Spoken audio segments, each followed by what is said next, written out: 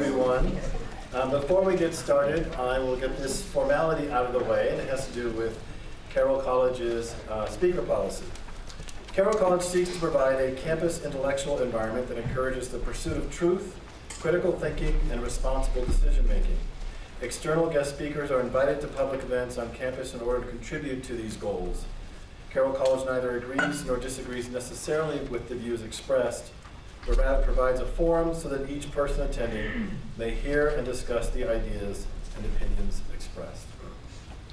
This evening's talk is Carroll College's annual Faith and Reason lecture. My name is Chris Fuller. I am an associate professor of theology here at Carroll. I am also the assistant to the president for mission integration. Carroll College, as an institution of higher learning, like all other institutions of higher learning, aspires to academic excellence. But also it does so within a particular environment. That is, that we are a Catholic institution of higher learning. And as such, part of the environment we seek to provide for our students is one where faith and reason are in complementary dialogue with each other. Thus, the origin of this lecture series 3 years ago, to try to bring speakers to campus to speak on contemporary issues of interest that bring both faith and reason into conversation with each other. I want to thank then, in terms of sponsoring tonight, my colleague, Dr. Bill Parsons, in the Political Science Department. This is also part of the Constitutional Studies program as well, this lecture. Bill is an associate professor of political science here at Carroll. He is also director of the Constitutional Studies Center. He is Carroll College's pre-law advisor. He is also the director of the Carroll College Honor Scholars Program. And Bill will introduce this evening's speaker.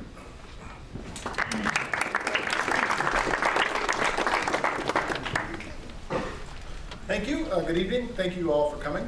I want to begin by thanking Professor Fuller and the Hunthausen Center for Peace and Justice for co-hosting this event with the Constitutional Studies Center.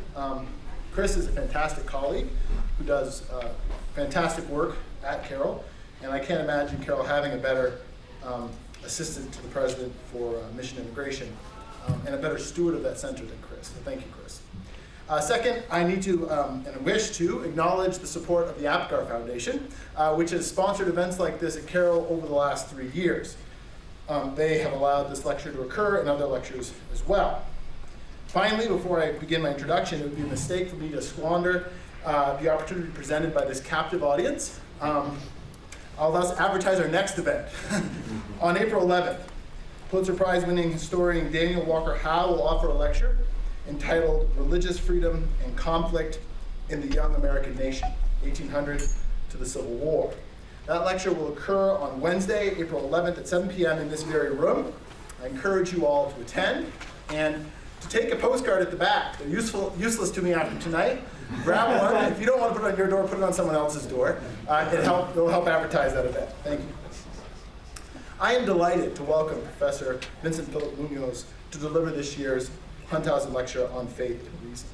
Professor Muñoz received his PhD from Claremont Graduate School and is currently the Tocqueville Associate Professor of Political Science and concurrent Associate Professor of Law at the University of Notre Dame. He also serves as Director of Notre Dame's Tocqueville Program for Inquiry into Religion and Public Life and the Potenziani Program in Constitutional Studies. Dr. Muñoz's scholarly work is at the nexus of three very diverse fields: political philosophy, constitutional studies, and American politics. His research is focused particularly on the theme of religious liberty and the American Constitution. He is the author of the acclaimed book, God and the Founders, Madison, Washington, and Jefferson, published by Cambridge University in 2009, and winner of the Hubert Morgan Award for the American Political Science Association, which is given to the best publication on religion and politics. He's also edited a First Amendment Church-State casebook, Religious Liberty in the American Supreme Court, The Essential Cases and Documents, which was published in 2013 and revised for republication in 2015. He is currently working on a new project, a sequel to God and the Founders, I anticipate it. This book will seek to explain the natural rights political philosophy that animates the Constitution's protection of religious liberty, as well as set forth the original meaning of the Constitution's religion clauses. Tonight, he has come to us to deliver a lecture entitled, "Did the Founders Intend to Separate Church and State?" Please join me in welcoming Professor Vincent Phillip Muñoz.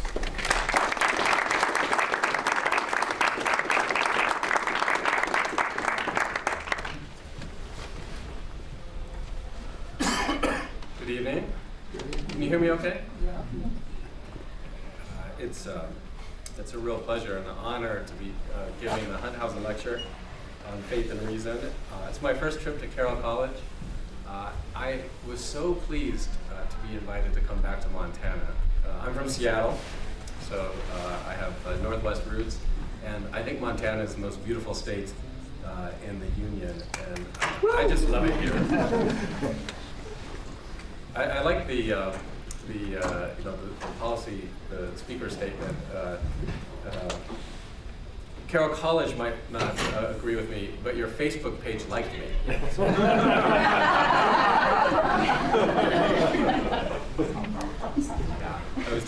was taking pictures on the flight in, and posting to Facebook the first. I'm serious. I realize you're not supposed to do this, but it's too beautiful not to put online. And I was very proud because the very first first institution to like the photos was Carroll College. I've never been liked by an institution. For over 60 years, lawyers, judges, and scholars have debated how the founders meant to separate church and state and protect religious freedom. From time to time, usually when a federal court makes a controversial decision, this academic and judicial debate moves from academia to the airwaves. In 2002, to pick a dated example, but a very public one, the Ninth Circuit Court of Appeals down in San Francisco found under God in public school recitations of the Pledge of Allegiance unconstitutional. When they did so, conservatives decried liberal judicial activism and how it was betraying our nation's founding principles. And it is true that the founding fathers usually worked for Fox News, but in church-state law, liberals too employ the founders. So when a narrow court majority upheld a Ten Commandments monument on the grounds of the Texas State Capitol in 2005, it was the liberal dissenters on the court who claimed the court conservatives were abandoning the founders' secular republic, and it was those conservatives, they said, who were trying to impose their own preferred version of state-sponsored Christianity on the nation. Considering that the modern Supreme Court first cited Jefferson and Madison to guide First Amendment jurisprudence in the 19th century, and then the Establishment Clause in 1947, one might have thought that we would have come to some agreement on how the founders intended to separate church and state. But 3 generations and more of scholarship, of judicial decisions, of debate have left us more divided now than ever before about our founding history. So what I want to do this evening is try to explain why this historical debate persists. And I'm going to try to explain who gets what right, at least according to my view of things. So we'll try to do 3 things, try to do it in a timely manner. I want to start with the liberal and conservative stories about the founders on church and state. And then I want to dive into my understanding of the founders, focusing on, arguably, I think, not too difficult an argument to make, the 3 most important founders on the subject, Jefferson, Madison, and Washington.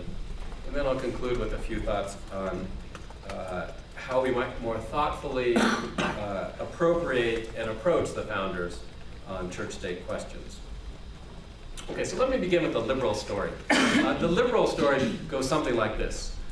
In the beginning, there was persecution, and it was bad. Wars of religion devastated Europe.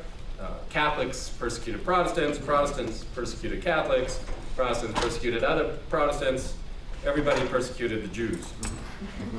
Settlers came to America, again this is the liberal story, to escape religious persecution, but before long religious dissenters were oppressed here too. The nasty habits of the old world infected the new, because religion was intimately connected to politics, and religion by its nature breeds unreasonable and hence unreconcilable conflict, political differences. The cycle of theological dispute leading to political dispute persisted until the founders built the first secular republic.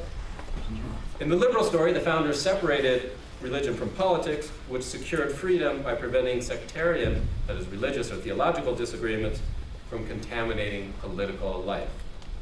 The key to the founders' solution in the liberal story is the privatization of religion and the elimination of religion from the public square. This privatization effort was furthered in the 20th century when prayer and Bible readings were eliminated from public schools, when parochial schools were prohibited from receiving most public funds, and when many religious symbols were removed from the public square. And you have a Blaine Amendment here in Montana denying public monies to sectarian institutions, which at the time was primarily Catholic institutions. All this was done in the liberal story, all this was done to fulfill the mission of the founders. The judicial authors of the liberal story include Justice Hugo Black, Justices Brennan and Marshall, more recently Justice Souter, Stevens, and O'Connor, and now Justice Ginsburg, Kagan, and Justice Sotomayor. Okay, the conservative story of the founders has been written largely in response to the liberal story. For the most part, conservatives agree that the founders intended to separate church from state, but they deny that this means religion must be separated from politics. Separation of church and state for conservatives means that no one particular religion can be favored by the government. Conservatives tend to believe that the government can favor religion generally, just as long as it doesn't single out one sect for special privileges. Now, some conservatives tend to be suspicious of the founders' political theory, perhaps because they fear that the liberals might be right. But conservatives love the founders' practices. Conservatives relish, as Justice Scalia relished, documenting the many and various ways that the founders actually supported religion. Declaration of Independence, conservatives point out, has 4 references to God, and I was just teaching this the other day, and if you read the Declaration carefully, you realize that God has given the legislative, executive, and judicial power. No separation of powers when you're divine. The first Congress enacted legislation appointing publicly funded chaplains, and they did so the same week that they passed a draft of the First Amendment. The Supreme Court under John Marshall started its session with prayer. Actions, conservatives say speak louder than words, and the founders' actions reveal a long history of non-sectarian government support of religion. The authors of the conservative story include former Chief Justice Rehnquist, Justice Scalia, now Justice Thomas, one presumes, I think it's pretty clear, Justice Alito, and Roberts most likely, not quite sure of Justice Gorsuch, but likely he'll join that group as well. And the scholar and judge who's probably most forceful on this, he's not a well-known name, but Stanford law professor, former judge, now Stanford law professor Michael McConnell. Okay, so that's the conservative story. So who's right? Or, just to be slightly more subtle, what story is more accurate? When I started work on the book that was mentioned at the introduction, I thought a careful review of history would vindicate the conservative story, but it turns out the historical record is actually much more complicated and much more interesting than either the liberal or conservative story. It turns out the leading founders disagreed about the separation of church and state. And what I'm going to try to show over the next 25, 30 minutes is that Jefferson, Madison, and Washington offered different approaches to the proper relationship between religion and politics. Both the liberal story and conservative story contain some truth, but both stories miss as much as they get right. Both stories offer an incomplete and therefore a misleading understanding of God and the founders. Now, I'm about to dive into the material here. Let me just say at the outset, I don't have that much time. I'm just going to assert all sorts of things which you may find contestable. It's fine. I'm going to try to go through this relatively quickly so we can get as many questions as you are willing to answer. I mean, that's always the most interesting part for me. So I invite you to ask for clarification or to challenge any points you think I get wrong. Feel free, open season. Okay. Okay. I'm going to start with Jefferson tonight. Jefferson's the most interesting founder and the most difficult founder for the same reason. Because he did not practice what he preached. Jefferson said one thing about religious freedom, but he often did something else. So when we're reflecting on our third president, we always have to ask, is this Jefferson the rhetorician, or Jefferson the hard-headed anti-clerical politician? What Jefferson publicly said is perhaps best encapsulated by his famous Virginia Statute for Religious Freedom. This was a bill that Jefferson drafted in the 1770s and that was adopted by his home state of Virginia in 1786. Jefferson, in the bill, recognizes 5 overlapping rights. He doesn't list them. This is my sort of summary of the bill. Jefferson, you've been to Monticello, his tombstone. There's 3 things on his tombstone. Anyone been there? Anyone under 40 been there? Students? I'm a professor. I can ask questions too. What are the 3 things on his tombstone? I think he was proud of the fact that he had written the Declaration. Declaration of Independence. All right. That's good. Yeah. Second thing? Founder of the University of Virginia. Founder of the University of Virginia. And what's the third thing? Author of the Virginia Statute of Religious Freedom. So, President of the United States.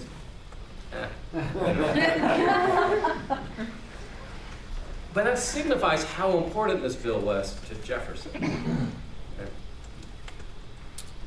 Okay, the problem is, as I said, Jefferson said one thing or wrote one thing, but did something else. Even though he declares here that, look at the number 5, if you can read that there, that no individual civil capacity should be affected by religion, Jefferson, the politician, repeatedly sought to impose special civil disabilities on members of the clergy. In 1783, for example, he proposed a constitution for his state of Virginia. In it, he excluded ministers of the gospel from eligibility for election to the General Assembly. So ministers couldn't run for office. When he was asked why he excluded ministers from the office, Jefferson responded in a surprisingly candid manner, though this was a private letter. He wrote, "The clergy are excluded because if admitted into the legislature at all, the probability is that they would form its majority." So Jefferson said clergy had to be excluded from the ballot because if they weren't, they would win. And clergy could not be allowed to hold political office because clerical power, he said, I'm quoting here, has filled the history of 10 or 12 centuries with too many atrocities not to merit a proscription for meddling with government. Jefferson failed to get this exclusion in the Virginia State Constitution, but his efforts to restrict clergymen's civil rights would continue. In 1817, so one example from the beginning of his political career, one from the end of his political career. In the 1817 bill establishing elementary education in the state, Jefferson was the founder of public education in Virginia, really sort of one of the founders of public education in America. When he was establishing public education in Virginia, he sought a legal prohibition against clergymen serving on what they call the Board of Visitors. Think of the statewide elected school board. He did not want clergy directing or influencing Virginia's public schools. This legal exclusion of clergymen from political office was just one aspect of Jefferson's larger church-state reformation project. He also sought to transform Americans' religious opinions through public education, through his system of public education. Jefferson insisted that young school children not read the Bible in Virginia's public schools. Young minds, he said, I'm quoting here, are not sufficiently mature for religious inquiries. He recommended instead that children be taught morality with the most useful facts from Grecian, Roman, European, and American history. So why did Why did Jefferson want scripture banned from the classroom? Well, because he didn't want children's minds and imaginations to be full of the ideas of miraculous truths or revealed dogmas.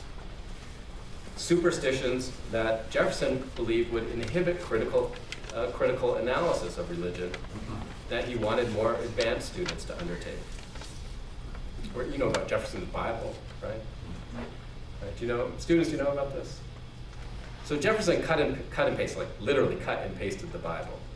He did this on the weekends when he was president, right? Maybe this is why he didn't value the job so much. And but you know his method? What did he cut out? All the miracles. All the miracles and all the claims where Jesus is said to make claims of divinity. And he says,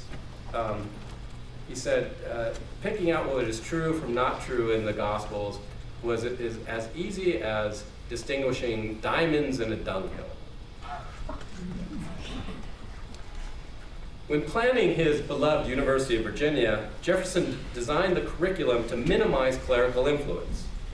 Instead of a professor of divinity, which was standard at the time, Jefferson proposed a professor of ethics. The equivalent would be no theology, but religious studies. This would allow the university to teach morality without sectarianism, right? Because if you have one professor of theology or religious inquiry, what sect will they belong to? But more importantly, it would allow the university to teach morality without a member of the clergy on the faculty. Jefferson's faculty appointments were so controversial when he founded UVA, there's 10 professors, that the state almost cut off funding for the project because they thought he was trying to encourage atheism. You know, have you been to UVA? You know, the lawn, and there's the pavilions. Jefferson designed that all. The professor was to live upstairs, and the students would take classes downstairs. And so there's 10 because there was 10 members of the faculty originally. All 10 members Jefferson originally appointed were known for their heterodox religious opinions. Faculty appointments always have been controversial.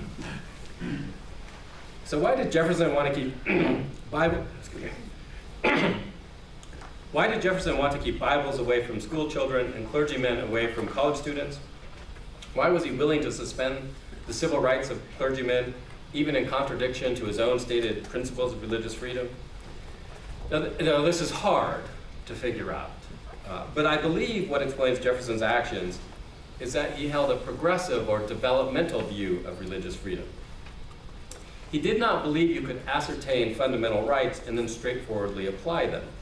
He thought religious freedom itself had to be established, and that required taking into account what we would call the social context or the distribution of societal power at the time. Jefferson wanted to subjugate clerical influence in education because he thought clerics and their influence stood as a barrier to progress in human thinking. He accepted and embraced basically the French Enlightenment critique of religion and religious authority. The church authorities, he thought, invented theological dogmas and doctrines to disarm human reason, and then they used those dogmas and the power of the government to suppress the ideas and individuals that threatened clerical power. So if men could be freed from the artificial constraints that the clergy had imposed, Jefferson thought citizens would be guided by reason and science alone. He was a true progressive insofar he believed that to secure progress, one only had to remove that which was blocking it, what he called monkish ignorance.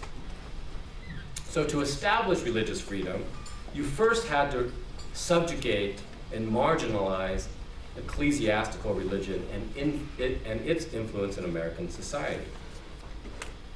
The one sentence that from Jefferson's writings that encapsulates his approach to church and state is not the famous wall of separation metaphor found in his letter to the Danbury Baptist Association, but rather this candid statement, which he wrote in a private letter in 1813. History, he said, history, I believe, furnishes no example of a priest-ridden people maintaining a free civil government. Although Jefferson articulated natural rights principles in his famous Virginia statute, his approach to religious liberty is more accurately characterized as a politics that sought to aid the march of progress by transforming and overcoming traditional religion, thereby emancipating individuals to develop their minds and spirits according to the dictates of reason alone. Jefferson didn't see faith and reason as so harmonious, at least traditional faith. For Jefferson, religious freedom meant primarily, or at least first, freedom from the dogmas, influences, and priests of Orthodox Christianity. So it's no coincidence that the liberal story of religious freedom holds Jefferson as its high priest.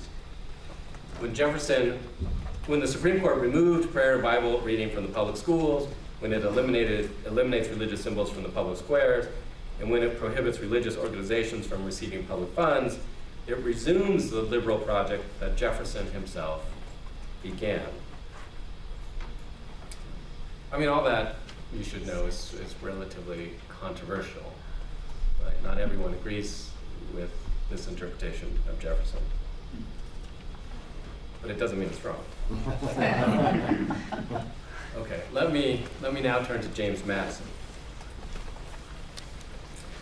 No founder has been more misinterpreted and more misunderstood than James Madison, at least on church-state matters, a fact that's particularly ironic as his principles are the most straightforward and simple of all the founders. Madison is usually portrayed as the constitutional foreman who helped build Jefferson's strict wall of separation between church and state. This was an interpretation that was initiated by the court in 1947, and is first, for those who have had constitutional law classes, in the bus case, the Everson versus Board of Education. It's a little bit of a complicated case because all 9 justices agree, but they disagree on the vote, 5-4, but they agree on the reasoning. And all 9 justices signed opinions that agree that Madison was unrelentingly absolute in imposing state-supported religion. This view that was articulated by the court and still is re-articulated by Justice Kagan and Justice Sotomayor today, it's not exactly wrong, but it's woefully incomplete. The scholars and judges who appeal to Madison don't understand the social compact theory that informs his thought. They don't understand the political philosophy from which he was operating, and that leads them to misinterpret and misunderstand his principles. Let me go off script here for just a moment.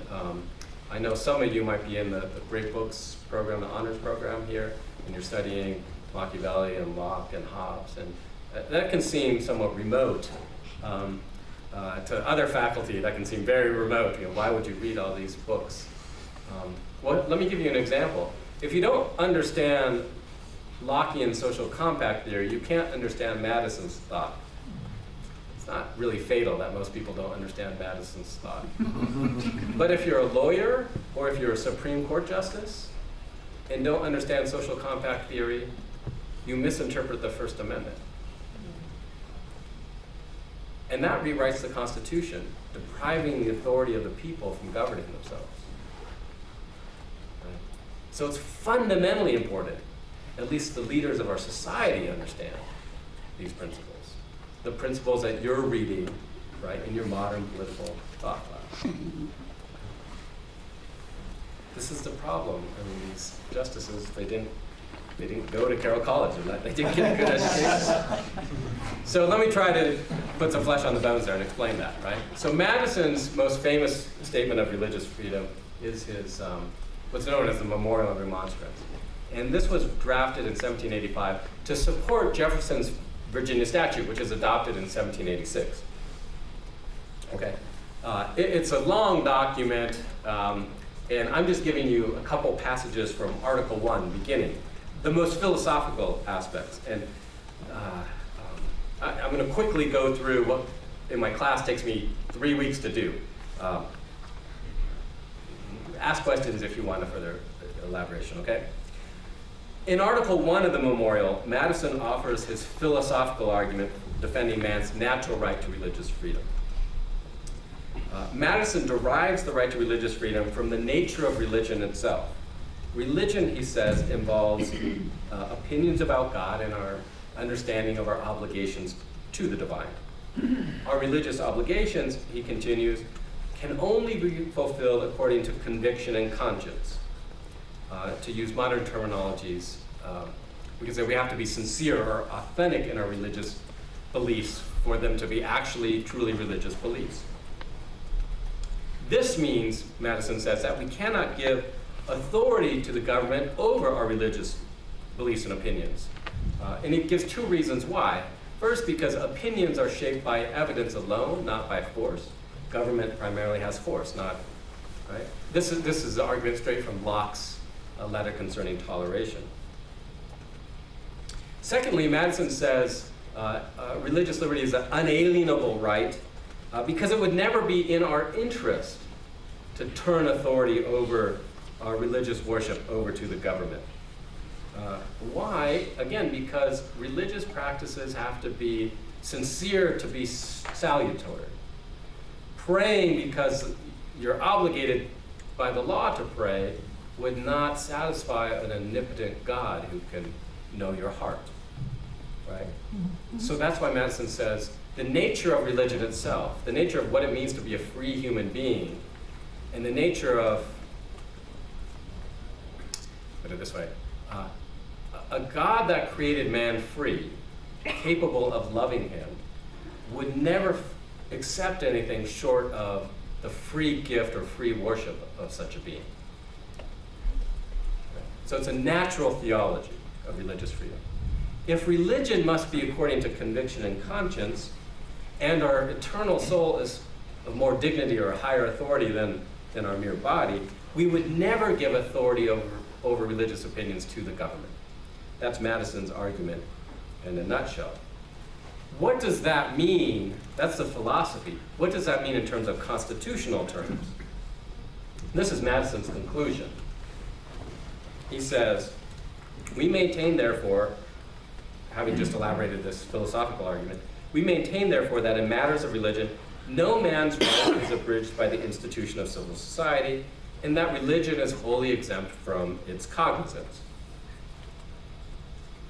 Because man's right to religious liberty is inalienable or unalienable, religion is not part of the social compact, and the state may not legitimately take cognizance of it.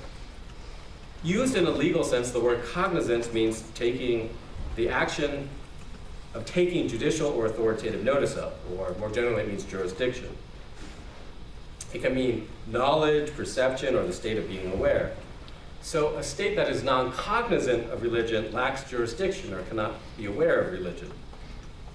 That sounds complicated. If I said a colorblind constitution, you would know what I meant, right? I mean, you may agree or disagree with that, but you know what a colorblind constitution is, right? The term's kind of gone out of favor now, but Madison said the Constitution must be religion blind. Okay? That the government can't make distinctions based on your religious affiliation, just like the colorblind Constitution. You can't award or penalize someone on account of their race.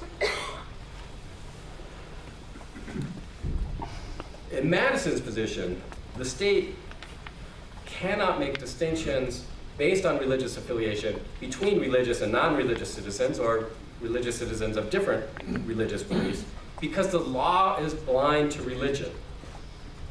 Madison's teaching on the proper relationship between church and state then is religion blindness or non-cognizance. And with only a handful of exceptions, Madison stuck to this principle throughout his entire political life. So let me give you a couple of examples of how Madison applied this non-cognizance. Virginia politics in the 1780s with religious freedom were extraordinarily interesting. And let me give you a little bit of background here. So the Anglican Church is the established church of the state of Virginia, right? Or I'm sorry, of the colony of Virginia, right? Who's the Declaration of Independence written against? Who's the bad guy in the story? King of England. Who's the head of the Anglican Church? King of England. Right? So the Revolutionary War necessarily means church-state politics in Virginia have to change. Right? What did it mean that the Anglican Church was established? Well, the government owned church property. Ministers were employees of the state, right? Think of public schools, right? The state owns the land, the government owns the land, the government hires the teachers. All that is done through the state. And the head of it is the very king we're about to overthrow, and then do overthrow.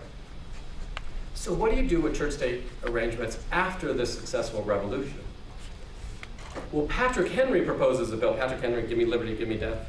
Patrick Henry proposes a bill to reinstitute support for religion. And it was basically a property tax that the taxpayer would contribute sort of 5% in tobacco, that's how you paid your property taxes then, to support the local minister. And if you didn't go to church, your taxes, your tobacco would go to educational fund. So what we do today, right? Tobacco taxes. So Madison writes the memorial and remonstrance against Patrick Henry's minister funding bill. Okay? Why is Patrick Henry's tax support of religion bill improper, Madison says? Because if the government is blind to religion, it can't impose a special tax for religious clergy alone. It's beyond the jurisdiction of government to fund this activity alone. Okay, that's one side of the story. That's why everyone thinks Madison is a strict separationist, or says government must be separated completely from religion. But again, that's only one side of the story. Let me give you a different example.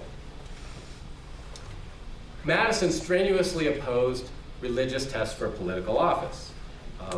As I mentioned, Thomas Jefferson proposed minister exclusion provision for the Virginia State Constitution.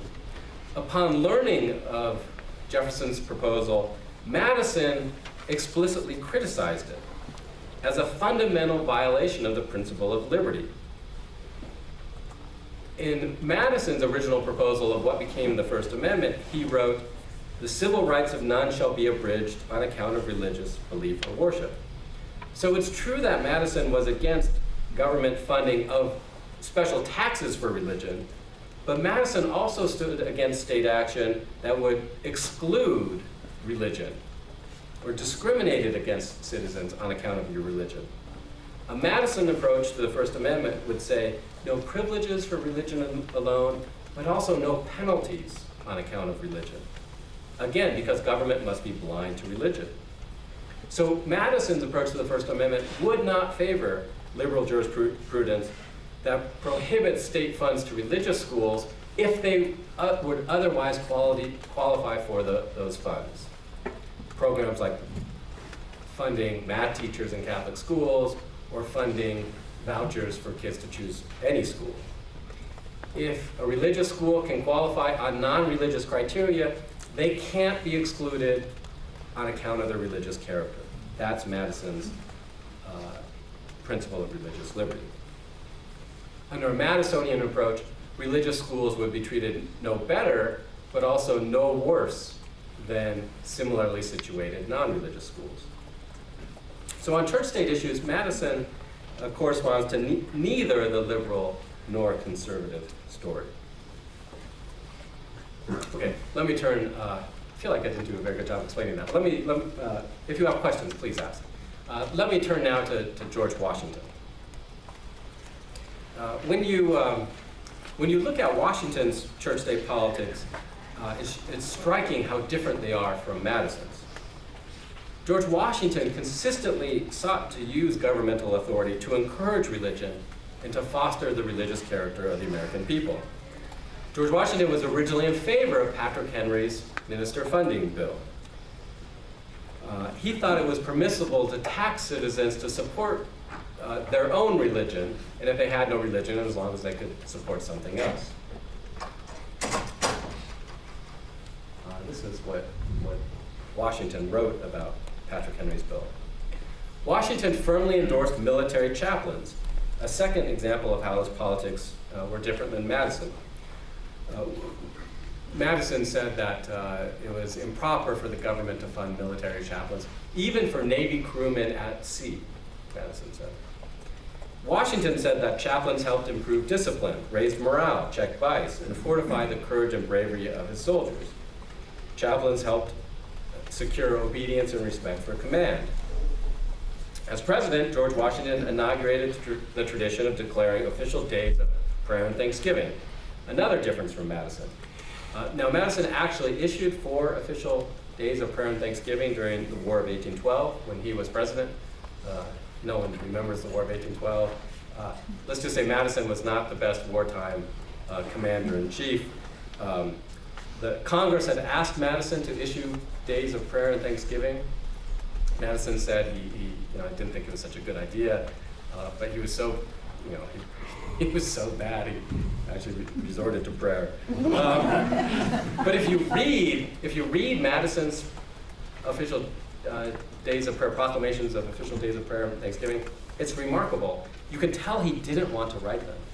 And I exaggerate only slightly. Madison's proclamations read like this, on such and such day, citizens of the United States, if they want to, and if it's according to their conscience, might want to pray, again, only if it's voluntary. You can tell he doesn't want to do this, but for political reasons he had to. Washington took no such view. This is how Washington started his official prayer, day of prayer and fasting. He affirms the duty of all nations and the American people to acknowledge Almighty God. So the use of taxes to support religion, military chaplains, presidential religious proclamations, these all exemplify the distance between Washington and Madison on the proper disposition of government towards religion. Washington did not think the state should be blind or non-cognizant of religion. He certainly agreed with Madison that religion and religious worship was a natural right, and that the purpose of government was to secure rights. They didn't disagree on that. But Washington did not translate those natural right principles into Madison's non-cognizant position towards government. In fact, Washington's most definitive statement is in his farewell address, and I have this picture here just for one reason. The farewell address, one of the most famous speeches in American politics, but Washington didn't deliver it as a speech. He wrote it and published it in the newspaper because people used to read newspapers. So this is what he says in his, I'm sorry to put so much text, but I wanted you to see the whole thing, right? His most definitive statement on religion and politics is about the propriety of government support of religion. Of all the dispositions and habits which lead to political prosperity, Washington wrote, religion and morality are indispensable supports. Religion is indispensable, Washington thought, because, and he writes, "'Tis substantially true that virtue and morality is a necessary spring of popular government. Virtue and morality are needed for public happiness. Virtue and morality require religion." Right? Virtuous citizens act in a decent, truthful, and law-abiding manner. Virtuous citizens govern themselves and they respect the rights of others, thereby reducing the need for security through the coercive force of law. Virtue and morality are necessary. Virtue and morality in citizens are necessary because they make limited self-government possible. And religion, again to repeat, is indispensable for the cultivation of virtue and morality. Let us with caution indulge the supposition, Washington writes, that morality can be maintained without religion. Washington concedes that a few may be good on account of their refined education, but most men, most of the time, require religion to fortify their character. Washington therefore endorsed the use of religion to nurture patriotic and moral citizens, something that Madison thought was unnecessary and illegitimate. But from Washington's perspective, Madison's religion blindness approach ignored the reality that Republican government or self-government needs religion. To separate religious morality from state support would imprudently destabilize the foundations of moral character. And moral character, again, is necessary for self-government. So when conservatives say that the founders endorsed religion in general, maybe even Christianity in particular, they have in mind founders like George Washington. Washington, much like Cultural conservatives today thought the state could favor religion because religion helps cultivate the citizen virtues necessary for a successful liberal democracy. Okay, my argument, as you can no doubt tell, is that the leading founders disagreed about the separation of church and state. In today's terms, Jefferson would be a progressive liberal, Washington would be a cultural conservative. Now Madison's a little bit harder to characterize, but he'd probably be a libertarian, right? Minimize government authority over religion. Okay, so what does this founding history teach us about church-state jurisprudence today? So, because I'm not a historian, I'll conclude with 3 lessons that might be useful to us.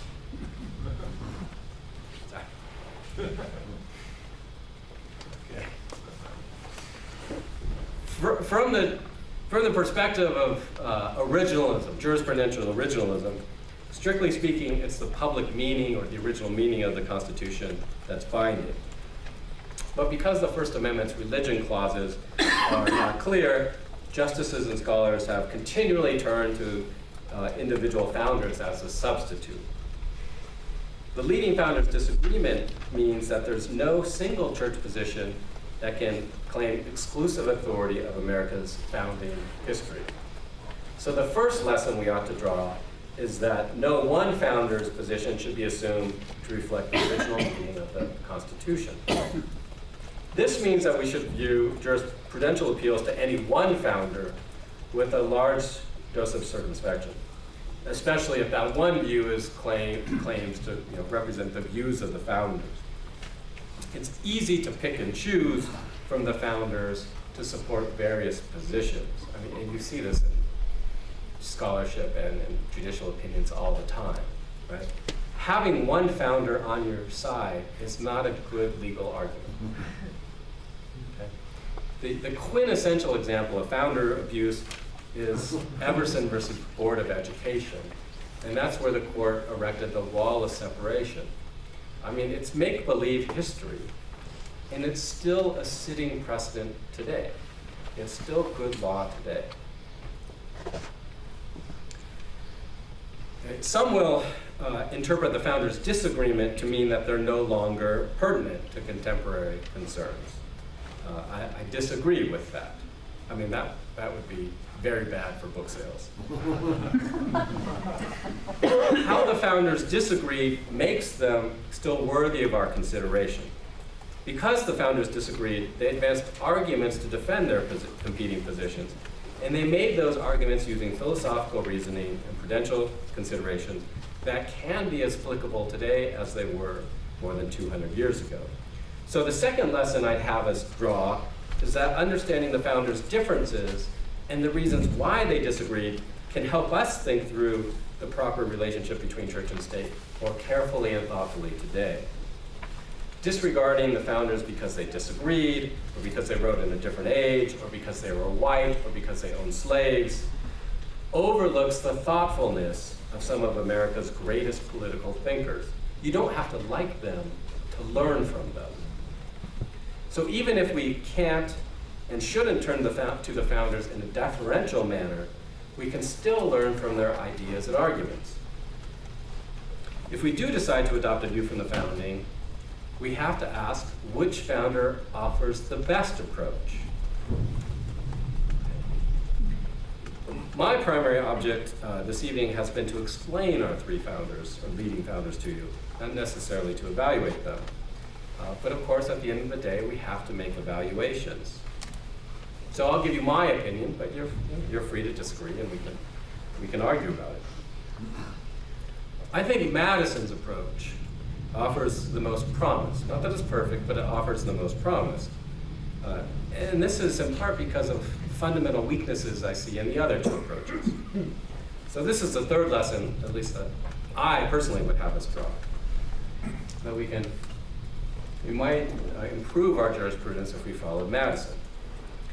The problem with Jefferson, this might not necessarily be a problem for some people, but the problem with Jefferson's position is it basically counsels discrimination against certain types of religion. Jefferson didn't aim to be neutral towards religion. He aimed to subjugate Orthodox Christianity and to subvert religion's influence, at least traditional religion's influence in American society. So if one favors that, you'll like Jefferson, but if not, it's deeply problematic. Many conservatives find Washington's approach to be very attractive because it allows state support and endorsement of religion. There's much, I think, to be said in favor of this. And one never really wants to disagree with George Washington. Just as a general policy, don't disagree with George Washington. But there are problems, I think. The Washingtonian position, if I can call it that, views religion in a politically utilitarian manner. So let me use an example. Take prayer in public school. A Washingtonian could defend prayer just in the same way that Washington defended military chaplains, government-funded chaplains in the Army. Prayer might be said to improve discipline, check misbehavior, help secure respect for teachers. Yet understanding prayer in this way misunderstands why we pray, at least from a religious point of view. It reduces a religious activity or transforms a religious activity into a means by which to achieve a political end. At minimum, this should make religious citizens uncomfortable. Moreover, communal prayers are going to be said in the public schools. The prayers are going to be composed by public school officials. My mother is a public school teacher, my sister is a public school teacher, my brother is a public school teacher. But I don't know that we should entrust something as important to prayer to public school officials. That seems problematic to me. To generalize, the Washingtonian approach, in my view, gives the state too much authority over religion. In those instances when the interests of the state are different from what's good or true in religion, that authority over religion can be very harmful to religion. Perhaps in a more religiously uniform and a culturally homogeneous time, Washington's approach might have worked. But given our fundamental moral and political and religious disagreements today, it's not clear to me that increasing state authority of religion will be good for religion or religious freedom. Okay, that leaves Madison's approach that denies state authority over religion. I like Madison because it avoids Jefferson's hostility and it avoids the Washingtonian authority. Another strength of the Madisonian approach is that it embraces the old-fashioned understanding of equality before the law. A religion-blind government could neither privilege religion nor penalize religion as such. Religious citizens would have to be treated the same as non-religious citizens. We'd be equal before the law. A further strength of Madisonianism, if I can use that term, is its transparency and workability. In most cases, Madison's principle of non-cognizance can be applied consistently, straightforwardly, with a minimum amount of discretionary judgment. Not in every case, but in most cases. A judge or a legislator or a citizen would simply ask, does this state policy or state action take cognizance of religion?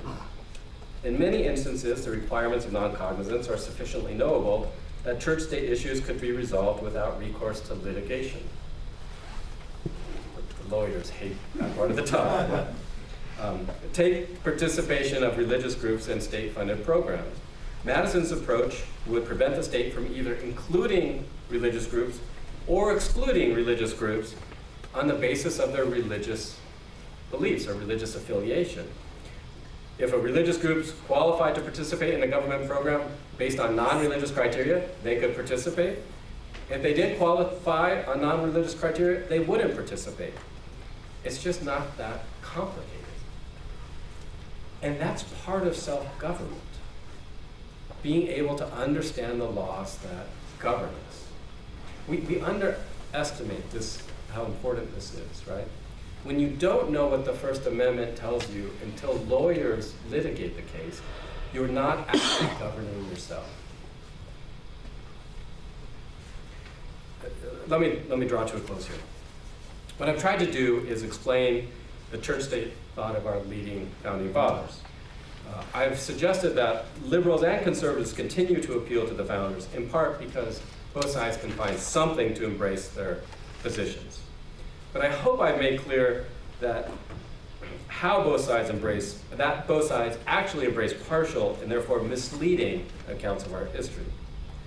By clarifying how Jefferson and Washington and Madison actually sought to separate church from state, it's my hope that we can be provoked to think more clearly and more deeply about how we can best protect religious liberty today. And for the reasons I've set forth, at least in part, I believe Madison's approach offers the most promise. I went on for a long time, I apologize for that, but thank you very much for your attention.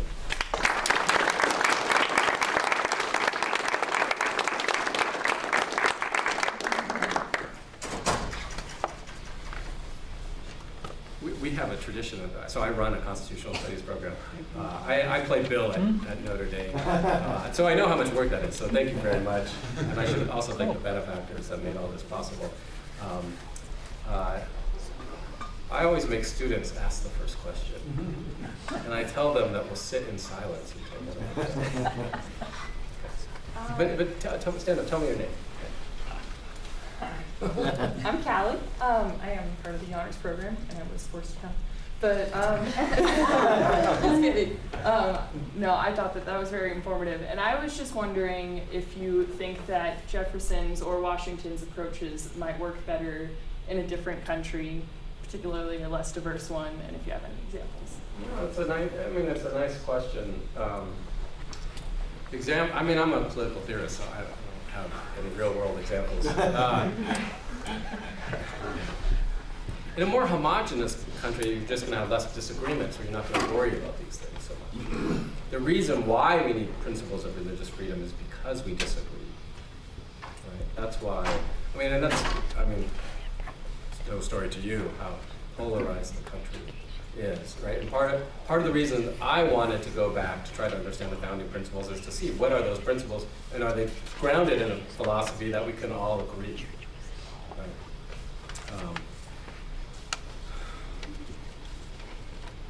That doesn't directly answer your question, but it gets at.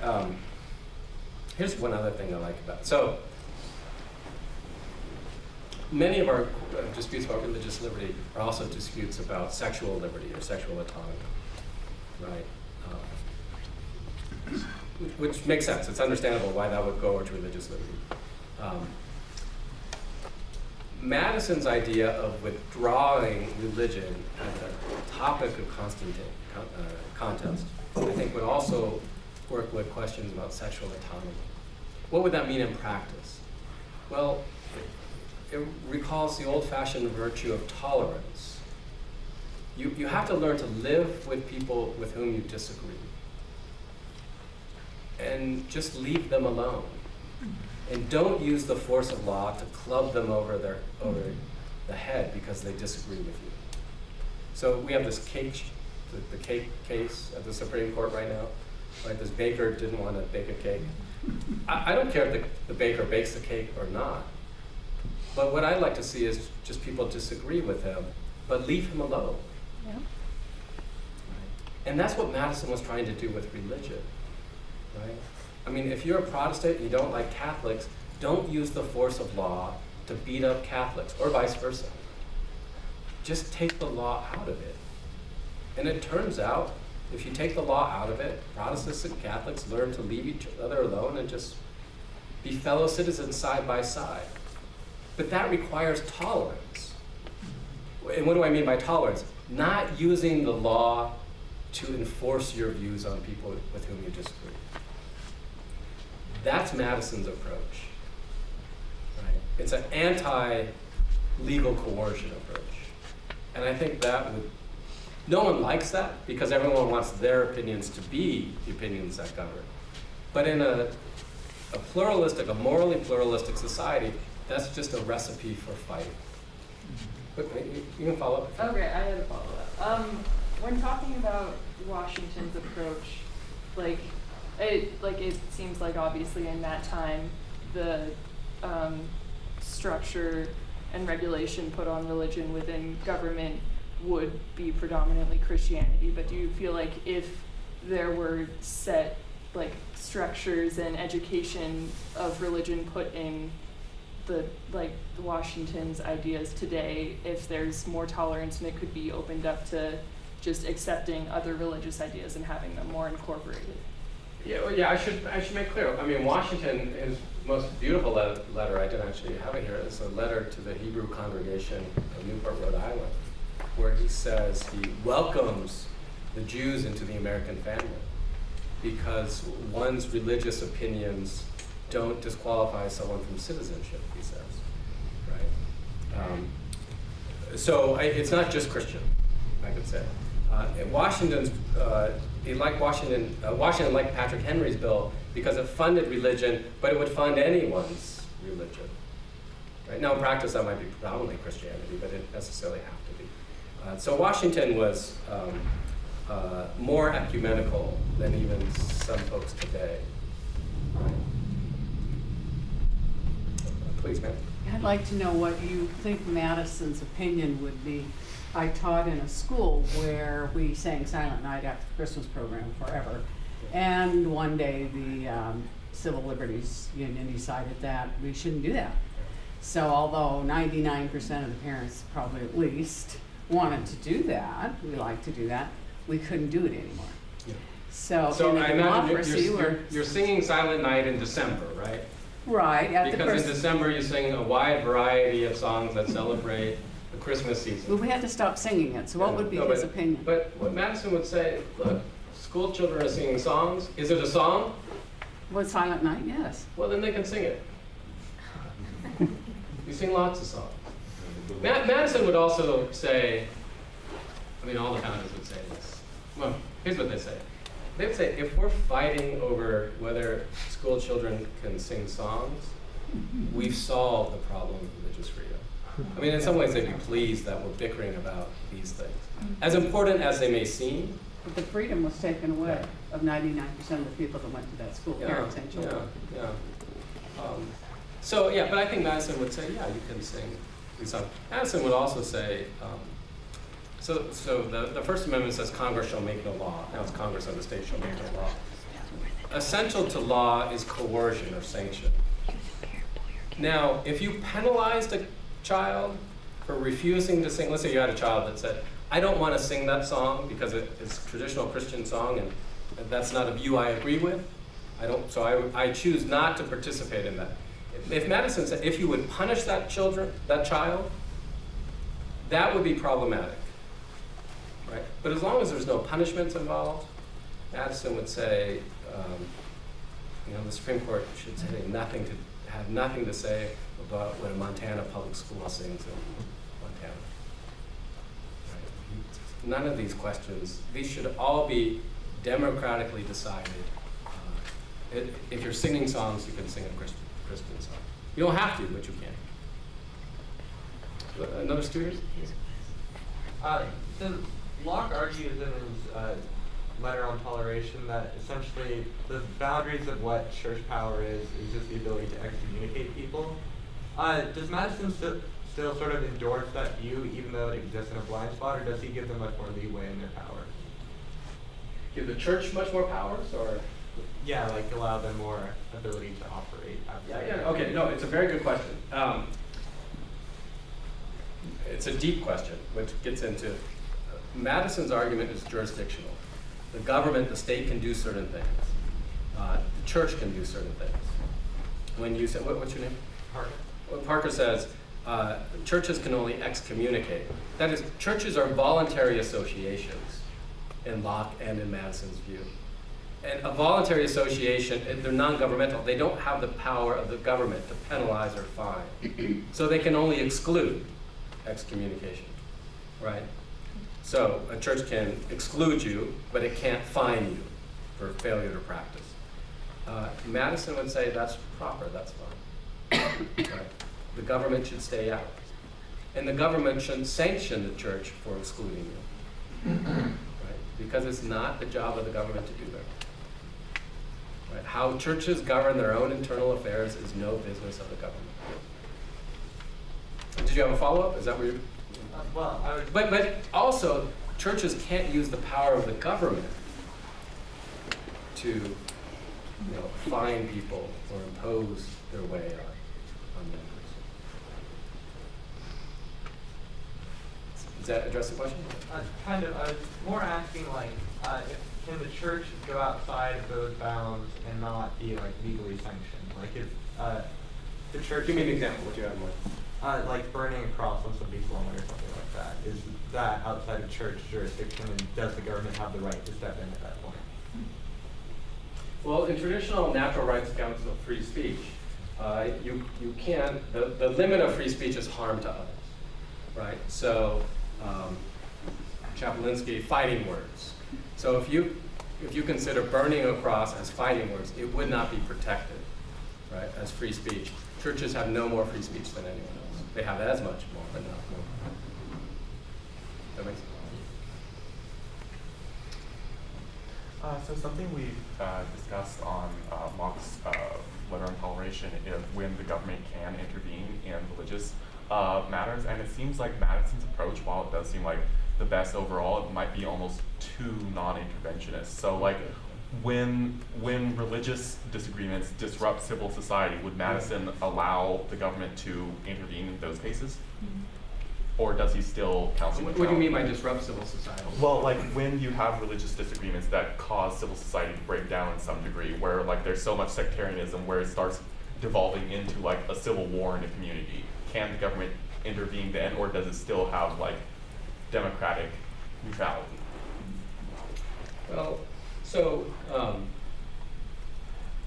government has there's civil interests, and preserving peace is one of the primary, right? Preventing domestic insurrection, right? Civil peace at home and protection from enemies is the first aspect of civil government. Right? So if you mean disruption in the sense that people don't like each other and are frustrated with each other, feel marginalized, feel alienated, Madison is not one.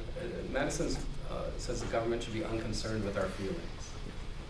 But if our legal rights are being threatened, then sure, the state could come in. Right? The state would treat religions just like it treats any other group. Right? So the Boy Scouts caused all sorts of dissension because of their policy on homosexuality. They've changed that now, but they did.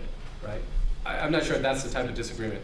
But just because people don't like what the Boy Scouts are doing, it's a private organization. They can do what they want. That's what Madison would say about religious groups. Right? And if the religious group is unpopular, well, then they'll be unpopular. Does that?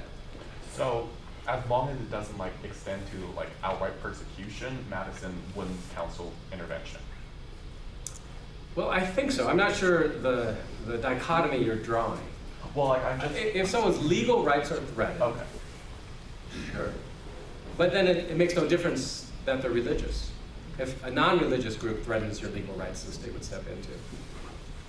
It would step in for the same reasons.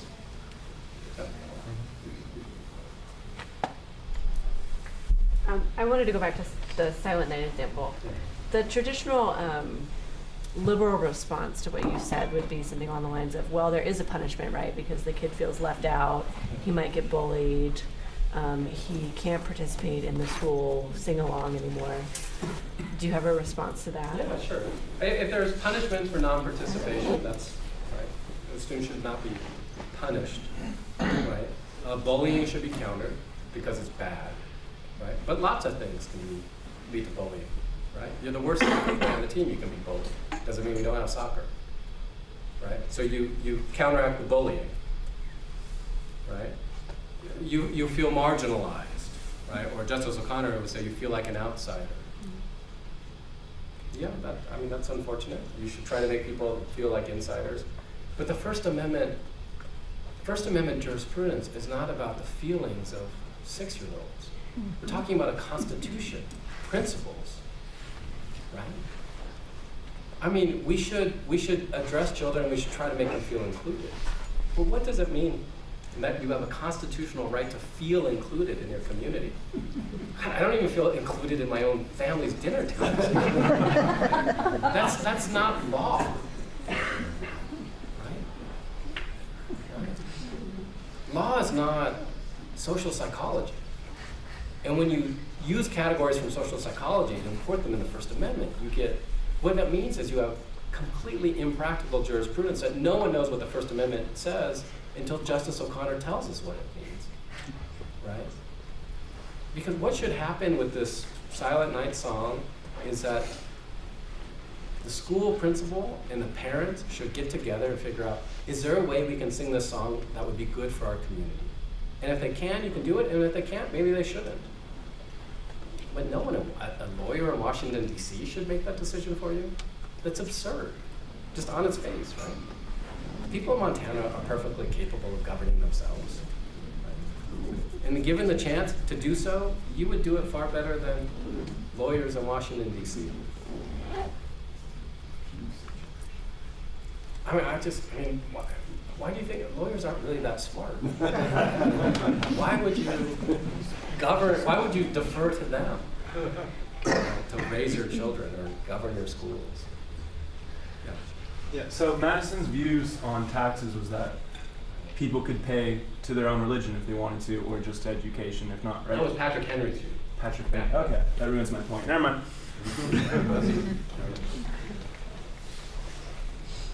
I think you made an analogy between Madison's view on this and the idea of a colorblind constitution. The counter-argument that I've heard on the colorblind constitution side is that that is almost willfully ignorant of history. Yeah. That we've had a history of racial oppression, and to turn around now and say we're going to be colorblind is, it so conveniently benefits the people who've benefited historically from that racial inequality that it seems willful, and it seems like actually just kind of cheating. I wonder if there's is there a similar counter argument on the religious side? If so, you can probably explain it better than I can. I mean, that's and then not, maybe you can explain it and then explain why you think it's wrong. That's not because Catholics weren't enslaved for 80 years in this country, or no religious group was enslaved. So that's easy. I agree with you actually on the race, or on the argument for race. Right. I mean, equality under law might demand a colorblind constitution as a matter of principle, but when one race has been enslaved for, right, literally enslaved, right, that's, right, your politics has to take into account of history. But we've had nothing analogous in the law, right? Nothing even close to analogous in the law. Maybe, what about the Mormons? Or I was thinking of the way that the U.S. kind of imposed its views on Native Americans and said that their religious practices were a form of cultural practices, and that was something we wanted to just stamp out, and we wanted to Americanize them. And I see some analogies there. With that, so I could see a kind of multicultural counter argument to say, in a context where that has happened, there would be a multicultural argument for saying we should legitimate some of those practices to make some recompense for that history. Yeah. I'm skeptical more on policy grounds, practical grounds. It's not. But I think these efforts could, look, a colorblind constitution wouldn't prevent the celebration of Black History Month or Martin Luther King Day or anything like that, right? So educational, I mean, this is penalties in law. Okay. And that's a much better way in at least the religion context. As opposed to, I mean, what you're talking about in law would be, and therefore one group gets more votes or more tax dollars because of their religious affiliation. I mean, tribes can choose to do things based on tribal. I mean, so Native American law is complicated, all sorts of jurisdictional questions, right? Right. So that, in some ways, that's its own species, and we deal with that in different ways, right? Even at the time of the founding, we did. So Jefferson, who can't stand Catholic priests, signs a treaty where the government is funding a Catholic priest for a Native American tribe, something he would have been clearly unconstitutional, except it was a Native American tribe, and right, that situation is different because of jurisdictional First Amendment doesn't so clearly apply, right? So I'm not sure if that addresses that question. I mean, the Native American issues are complicated because Madison's approach is one of sovereignty, But the relationship of the national government sovereignty to Native American tribal sovereignty, it's itself very complicated. Please, sir. My name's Bob Leach. Don't we fall in the same category as Jefferson sometimes in our view of history, picking and choosing what we want rather than what is actual history, to promote our view, our worldview? That's one of the points. Just like you have done here with 3, and I applaud your choices, but I think it illustrates how we can get in trouble by cutting apart history, picking out the parts that we like best to prove our point. And I would point out too that all but 8 of the signers of the Declaration of Independence were clergy. And that the first book, textbook approved by the United States government was the Bible. And in defense, being a former military person at 17 years old, the chaplainship was a great help in keeping your moral compass. Yeah, can I talk about the chaplains? I've been waiting for someone to ask this question. So this is one of the most difficult part of Madison's position. Madison's position was, and he wrote this, no chaplains, government-funded chaplains. And he says, for Navy crewmen at sea. So think about that. You're going to take, at the time, mostly young boys and young men and women, put them out in a submarine in the middle of the sea. They can't go to church, right? Can't observe their Sabbath because they're serving the country, and you're not going to provide them with chaplains. And Madison says this is a consequence of a right principle.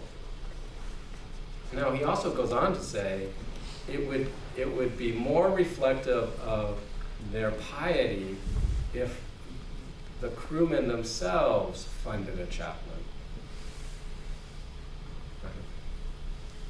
So maybe there are ways. Now, you could be fancy and say, look, we provide, it would be said, we provide psychological services for our troops, which we do and we should, right? We're learning more and more. Psychologists and psychotherapists. And so you probably could have a chaplain on those grounds. But here's the problem with the chaplain, right? And this is actually a real problem. If the government is hiring chaplain, what is the HR interview when you're hiring a chaplain? Right? You work for the United States government and you're hiring people. And a government official is evaluating, are you a good member of the clergy? So I'm Catholic, so Catholic priest, right? Tell me about, are you a good confessor? Right? Do you keep your sermons under 15 minutes? These are questions a state official should never be asking. Right? It is improper for the government to ask such questions and to conduct such interviews. And so Madison does have a point here. Right? And we've seen in the armed forces, the chaplain's office can be a matter of some controversy because of hiring practices. Right? Now Washington would say this is all foolish. If you're going to send boys off to war, you should provide them with chaplains. And there's something to that. So I said Madison's position may not be perfect, right? But this is politics, right? No position, no philosophical position, no principle will always be perfect.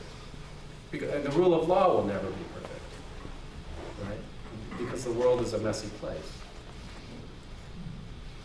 How exactly does religious freedom, and let's say religious freedom, religion is not supposed to grant you federal benefits. How does that specifically play in towards something like conscientious objectors in war? Or those who are pacifists that do not want to partake in violence? So I call this the Quaker question, and usually this is the first question. Let me reformulate your question.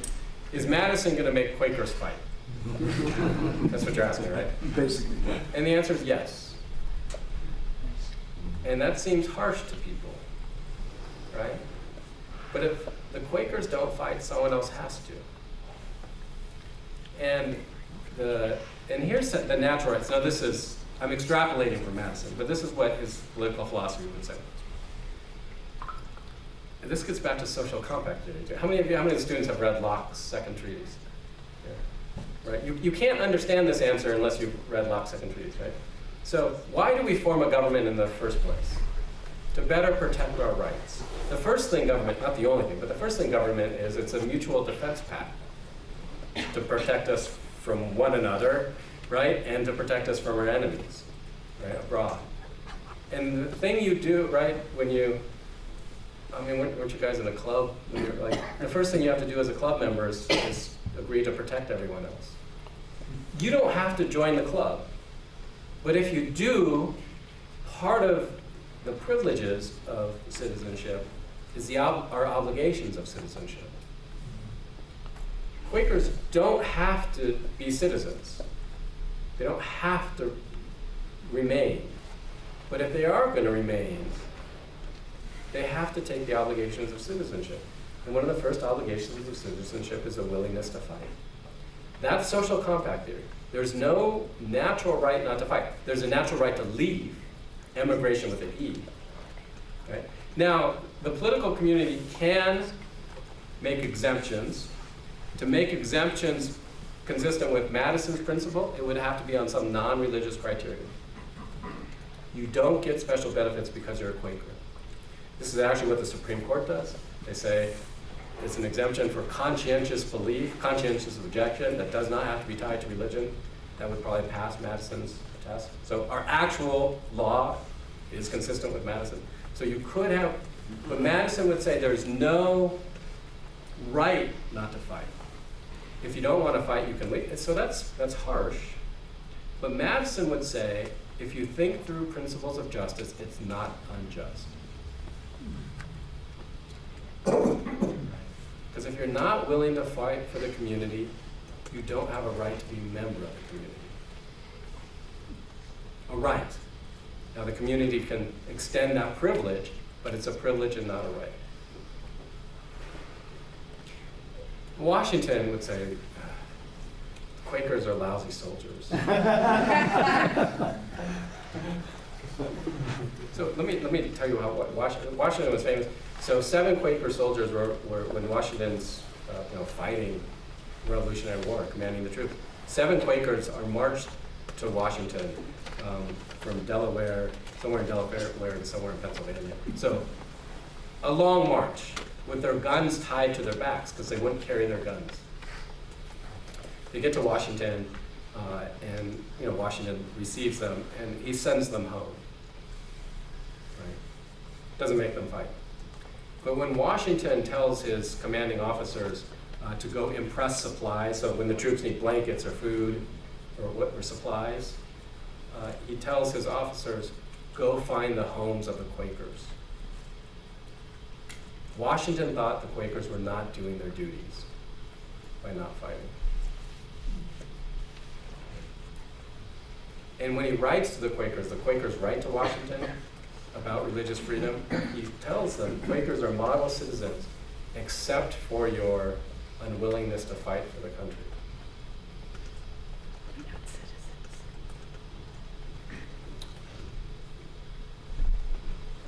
I'm thinking a lot of the battles in the culture wars now manifest themselves in legislative initiatives, and a lot of the arguments, I'm thinking of, like, say, for instance, abortion or gay marriage or the death penalty.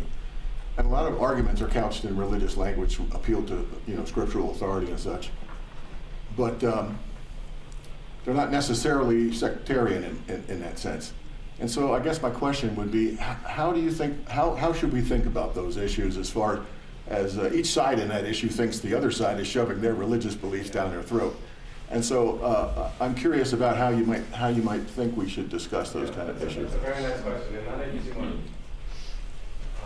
I'll give you 2 models. Reads Lincoln's second inaugural and Martin Luther King, right, the Reverend Martin Luther King, right, who used, right, Martin Luther King, a Christian minister, uses Christianity to illuminate principles of justice that show the evils of segregation. But they're principles of justice, not Christian principles of justice, just principles of justice. Right? Lincoln, not a particularly religious man. Right? If you don't know the second inaugural, you should go home and read it tonight. Right? Uses his knowledge of the Bible to explain the Civil War. To show the underlying justice of what has happened.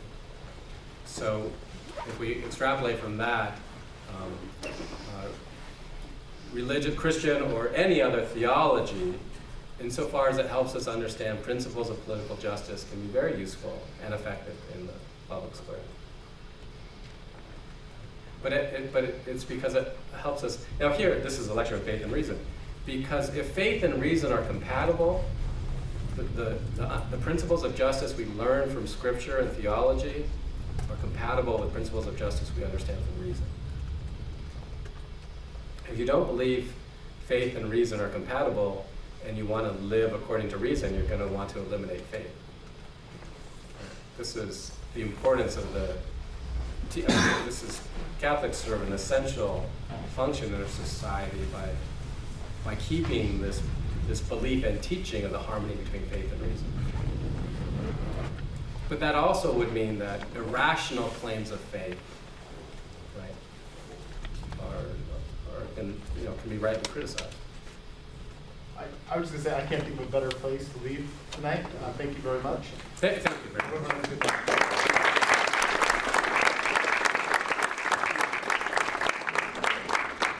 Good.